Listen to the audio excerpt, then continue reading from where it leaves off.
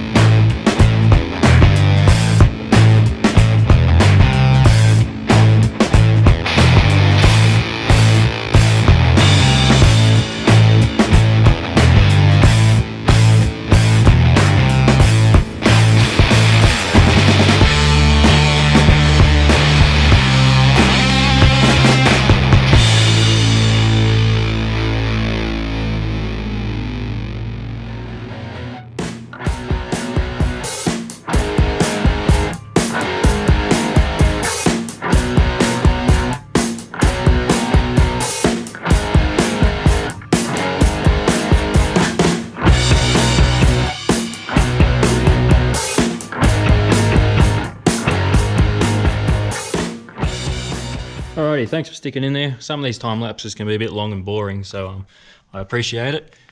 Everything's off finally. You actually see my surge tank for once. It's normally hidden amongst all the crap in here. And you can probably just see the billet engine mount that's going to come out for the stocky. Everything's a bit of a mess at the moment. Shit's kind of everywhere, so I'll lay things out piece by piece. We'll start from the air filter and go to the motor, and I'll show you all the before and afters and explain why I'm changing these parts. Alright, so from air filter to turbo. Before, I had this relatively cheap airbox, sits behind the passenger side headlight. Filter, that's part of the pipe, that's factory, and go through this crossover pipe, and then through this stupid plastic pipe into the turbo. The new one, got this fancy, crazy shaped silicon alloy pipe and filter. This goes underneath the driver's side headlight, and this kind of chills out behind the where the driver's side fog light would be. So you can see the big difference in length. And this thing as well, this has got the air that goes into the motor as well. So this gets quite warm and sitting on top of the motor, so it's not the best way to get nice cool air into the motor. Alright, next piece of the puzzle is from turbo to the intercooler. So this is the factory forward piece. It's all rubber. The main reason I was replacing this is that it's getting old. It's cracking quite a bit at both ends. And supposedly when you go to hard pipes, it's meant to be a bit more responsive, but really I don't think it'll make much difference. It is, looking side by side, it is a little bit bigger, so that's got to be beneficial. So turbo at this end, hard pipe, silicon 90, another hard pipe into the intercooler, and this is plazmaman as well. So that's pretty straightforward. I'm not really losing any length or anything, it's just swapping to hard pipe and swapping to fresh stuff that isn't cracked and old. Alright, now this next piece, I'm only going to be showing you the before because I have to make the after. So this is the bit I'm most looking forward to getting rid of. So if you can imagine the intercooler here, comes out the intercooler, goes into this pipe, goes underneath the, just skims underneath the headlight, does this big loop and goes behind the radiator, pops up, goes into this pipe, runs across the front of the engine, goes across the top of the turbo, then goes through the crossover into the throttle body. And you've got your blow-off valve back there, which just is a recirculating blow-off valve. So this has got a lot of length to it. When the plenum goes on, the throttle body is going to be here, facing that way. So I'm going to try and make it really short, go underneath the headlight, and go into the intercooler. So it should be a lot shorter piping, a lot less volume to fill when you're building boosts. So this is the part I'm most interested in. The rest of it will make a little bit of a difference, but this should help a lot. And obviously the plenum is going to help a lot as well. As for blow-off valve, just a Turbo Smart race port or something. Race port in black. So that will go on that pipe I've got to make right before the throttle body. So they'll dump all the air and should be good. Alright, now onto the plenums. Now, the reason these plenums look so stupid is because Ford did a dual length inlet on, they didn't do it on the turbo models, I'll show you in a second. It was mainly the NA ones and the cars before this. So basically if you look inside, throttle body's there, and you got this kind of big cavity, and you got these holes on the side. And those holes do a big loop and match up to these holes. So if I show you on an NA lower, they've got these butterflies in there. So the idea behind this is at low RPM or at low vacuum, they're closed, so the air comes in, comes into through the throttle body, comes into this chamber, then has to go through these holes, do a big loop, come out those holes, and then go down these ones, which just go to the same spot anyway. And then once you get to full throttle, or if it's RPM controlled, I'm not too sure, I haven't taken much notice, they open up and you get air straight down, comes straight through the plenum, straight out through here, straight down there. And I guess you'd probably get air going the other way as well, but I don't think it'd be enough airflow to really make a difference. So that's why these manifolds look so stupid. on the turbo models, they just didn't put the butterflies in. So air can go both ways. So I guess they didn't need that on them, or it was not beneficial. So that's the reason the factory Plenums look so stupid. And it's a good idea to, like, people make good power and there's no real side effects or anything, but I just prefer to have an open plenum like this. So I'll show you the insides of this guy. You see it's just one big open plenum. Roll it over without scratching it. And you can see it's just got holes for both of them. So air just will travel down both of them, no problem. And definitely flow a lot nicer. So, yep, that's it.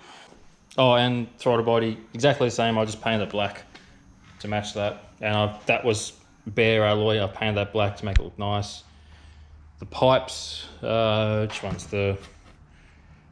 from the turbo to the intercooler, I painted black as well. I'm just trying to keep it all black and stealthy and neat and tidy. And that's about it. So next thing on the agenda is doing the engine mounts while I've got a heap of room. So once I get the engine mount out, I'll show you the difference between the new one and the old one. All right, engine mount time. Now I've already swapped over the passenger side one. These are the ones I was running in it, and I've had them in it for a couple years. They've got like a red, like Nolithane bush in there, and that's just a factory turbo one. Now the difference between the turbo ones and NA ones is just this cord, just to help stop them from stretching when it's under power.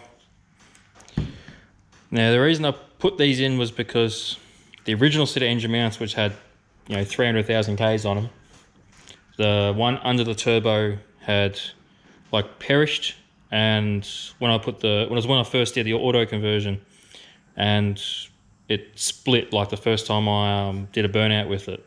So at the time, these were on the market, and you could either have the ones with the red Nolithane bush or plain black rubber ones. And it did say in the listings and that the red ones do vibrate a little bit, and from what everyone was saying, the black ones didn't last that long. The rubber, especially on the turbo side, the rubber perished pretty quickly and needed replacement. So I went with the red ones, and at the time I was fine. Like it did vibrate more, and I just got used to it.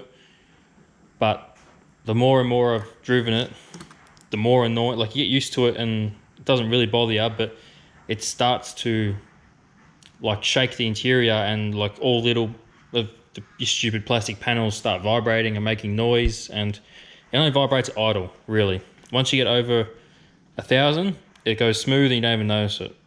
But just at idle, sitting in traffic, like a lot of stop-start traffic, it just getting really annoying, and really didn't make much difference compared to these. I was saying that these are meant to make it more responsive because they're harder and better feel and all that sort of stuff, but I couldn't tell the difference. So I put some stock style mounts back into it, and I might enjoy driving it to and from work after this. So I've done the easy side, which is, even with the manifold in place, the easy side is this side. Hard side is the one that's underneath the turbo. So I think from memory, when I did it the first time, I can probably do it from underneath. As long as I can get the heat shield off and get something in there to undo the nut. Otherwise, last time I had to take the whole turbo and manifold and stuff off. So hopefully I don't have to do that. But I'll do that now. I won't show you because it's long and boring. But once that mount's done, I'm gonna go back to putting stuff back together and put some shiny stuff on. All right, well that was a bit of an effort, but both mounts are out, new ones are in. Let's see if you can see them. There's that guy. What makes this one hard is, well, besides the turbo being on top of it, got this heat shield. So you got to get that out of the way, and couldn't really lift the engine high enough to without taking the dump pipe and stuff off, but it's in. I didn't have to take turbo or manifold or anything off, so that's awesome. That'll save me a couple of hours. Passenger side one, easy. That was done pretty quickly, but it's good. It's done. I won't have to do it unless, well, I won't have to do it for a long time anyway. Right, so now that's out the way, I start putting some stuff on. I'm probably going to start with the pipe that goes from the turbo to the intercooler. Seeing as it's already up in the hoist, I'll do that one first, get that out of the way, put the air filter one in, which the air filter will end up right here-ish, go up through that gap there.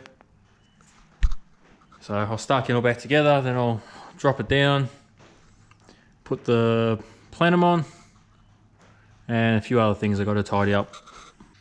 Alrighty, let me bring you up to speed. The intake is done. I was actually really glad it doesn't hit my transcooler. That's the one thing I've been worried about with these intakes, is if they will clear my transcooler there without modifying it, but it does. I had to chop out this piece out of there, but it says in the instructions to do so. This pipe here, this big weird shaped thing, was an absolute pain in the ass to get in. It is so, for silicon, it is so tough to bend and move, and it's on, but I don't look forward to taking it off in the future. Alright, so that's on. The top side piping from turbo to intercooler, that's all on. Engine mounts are done.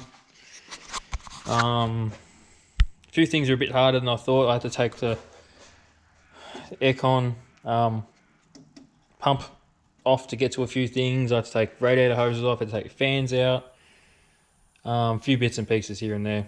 So that side of the engine bay, that's exactly the way it's going to stay. There's not going to be any pipes or anything visible, so I'm really liking how clean that looks. But right now I'm getting ready to drop the plenum on. I've got the throttle body on, got all the fittings and studs in, gaskets ready to go, so thought I would share this moment with you guys.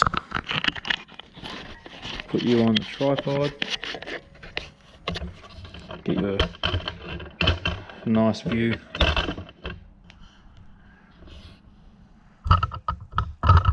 There we go, something like that.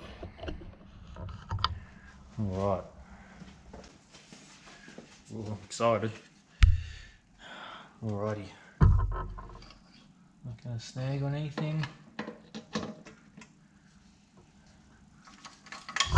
Locate all the aircon a bit. There we go.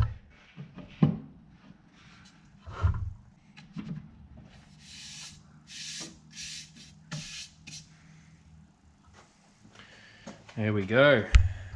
The aircon hose is kind of hard up against it, but I'll make that a bit nicer. Now, would you look at that? That is beautiful. So really the only thing you see is the pipe going down under the headlight and probably the blow-off valve in this area. And that's it. That's how the engine's going to look. I might get the FG rocker cover and the plastic, because that doesn't have this part here is filled in, so I might do that. I'm not sure. Then I don't know if I'll have a red one or if I'll leave it silver or color code it to the car. I don't know, but I would like to fill in this part here. I reckon that looks a bit crappy, so I don't just want to paint it or anything stupid. So, although I think I've got another red rock cover, I don't know, maybe on the other motor. Anyway, plenum's on. I'll stuff around, get it all bolted up. Alright, I'm pretty much done for today. It's getting pretty late. I've been out here since I think 9 AM and it's pretty, I think 8 or 9 now. Not sure, my phone went flat a little while ago, but been out here for a while. I've accomplished pretty much what I wanted to do. The piping sorted, intake sorted, plenums on, engine mounts done, and I've been playing around the last few minutes working out what pipe bits I'm going to need to go from intercooler to throttle body. So I'm going to use 2.5 because that's really the only thing that will fit under that headlight. So I'm going to go with that. Other than that, I've got a bunch of little stuff that needs to be plumbed into the plenum, a few lines here and there, line for the brake booster, line for the fuel pressure reg, the gauge, the blow-off valve, all that stuff. So I've got to plumb all that stuff. A little bit of wiring to tidy up under here. I can put that headlight in, obviously. And yeah, it's not a great deal to do. Got to put my horns on as well. I'm probably going to put them down here where there's a bit of real estate. And that'll be it. This episode probably went a little bit longer than I'd liked it to, so I'm going to stop it here. And next episode should have most of the stuff done, be ready to start it up and drive it. And once it's driving, then it's ready to get a tune. Put back on the dyno, see how much power it makes. Go on to E85. And yeah, hopefully it's making a bunch more power. I can chase that 10-second time slip that I've been wanting for a while now. So that does it for this episode. Thanks for watching, and I'll see you next time.